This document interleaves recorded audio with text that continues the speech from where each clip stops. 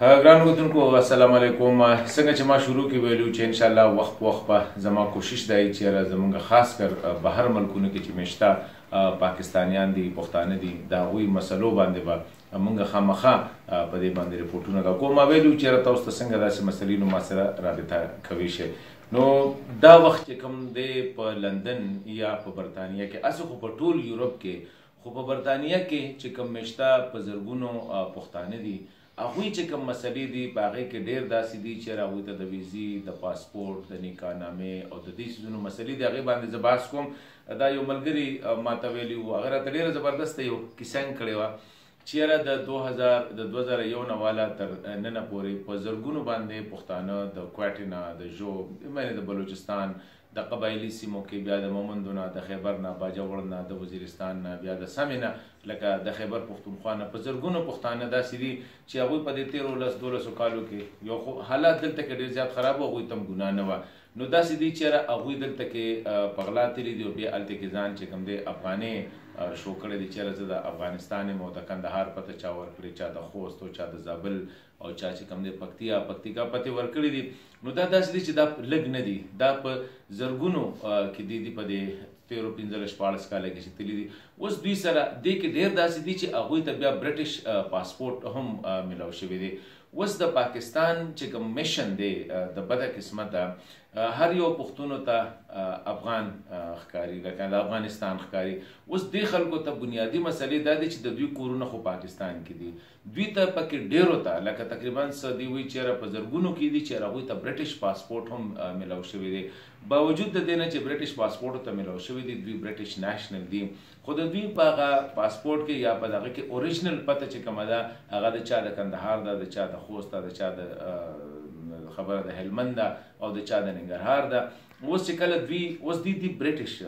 خو دوی سره ډسکریمینیشن پاکستانیان پاکستانی میشن والا څومره کوي چې دوی لاړ شي نو دوی ته د خدای وایي چې زه د پېښور یم زه د کویټې یم زه د وزیرستان یم یا زه چې کوم دی د مردان او زه چې کوم دی د ژوب یا د چمن یم که دوی ته د خدای وایي هغوی وایي نه وایي ستا پاسپورټ کې پته دغه لیکلي ته افغاني. اوس ډسکریمینیشن دا کېږي که چېرې کشمیری برټش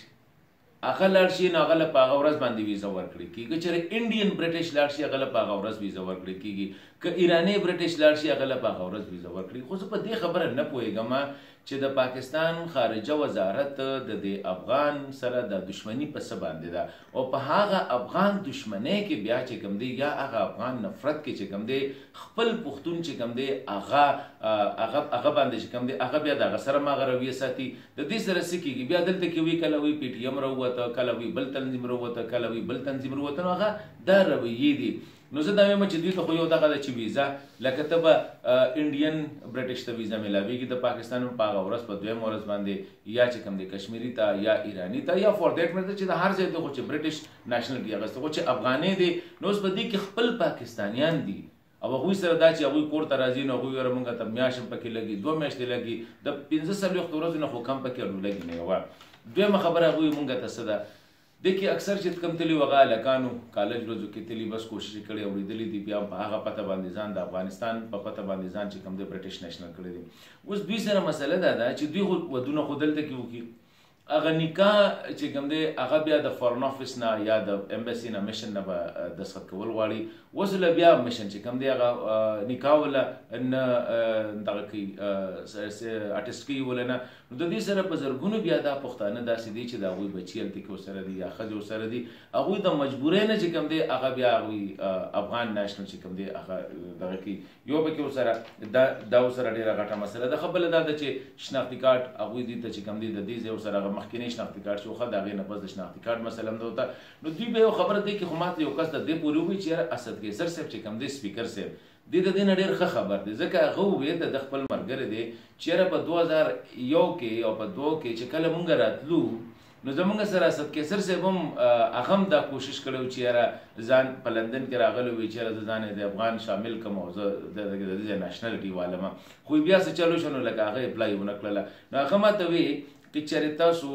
شهریار افریدي صاحب ته چې په دې کې افریدیان چې کوم دي هغه هم په زرګونو باندې افریدیان دي وایي که شهریار افریدي صاحب ته او اسد قیصر صاحب ته لږ موږ ورته دا درخواست وکړو چې تاسو خدای روی ومنئ چې دا خلک دی تاسو خو پې ښه پوهیږئ چې دا څوک د پېښور دی څوک د مردان دی څوک د کوهاټ دی څوک د سوات منګورې چترال دا د دې ځای خلک دی د دوی سره دا مسلې دي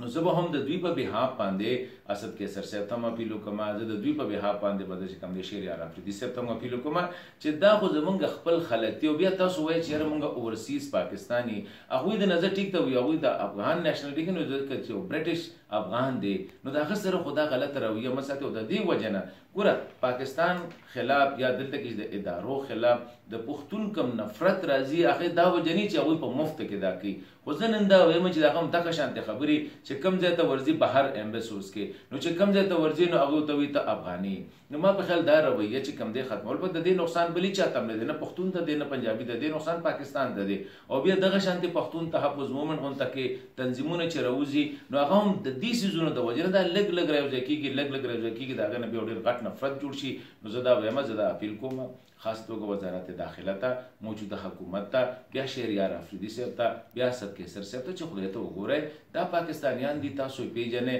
نو لږ که ستاسو نه کېږي نو د دوی دا مسله چې کومه ده د دوی کم از کم د نکاح دا فارم خو ورته وایي چې یاره لکه د پېښور نه جینۍ بوځي د سوات نه بوځي د کوټې نه د ژوب نه بوځي نو په دې کې تاسو ته دغه یوه بله خبره دا ده چې نورو برټش ته چې کوم دی ویزه میلاویږي پښتون برټش ته چې کوم دی ولې نه میلاویږي دا یو سوال دی او د دې نه بیا نفرتونه پیدا کېږي نو زه وایم چې شهریار افریدي صاحب عمران خان صاحب او دې وخت خو زیاتره پښتانه چې کوم دي په حکومت کې دا حقیقت هم دی نو پکار دی چې دوی له د دې بهرنیو پاکستانیانو مخکې ما ویلي وو چې هغه په لکونو پاکستانیان دي د هغوی د پاسپورټونو د هغوی د ویزو مسله ده نو دا په لکونو پښتانه دي د دوی سره دا ډسکریمینیشن خدای ته ګوری ونه کړي او تاسو مشران یې نن اختیار د پښتنو سره زیاتره دی د ډیفنس د پښتون سره دی انټیریر د پښتون سره دی هغه خبره سپیکر چې کوم دی دا پښتانه دي نور غټې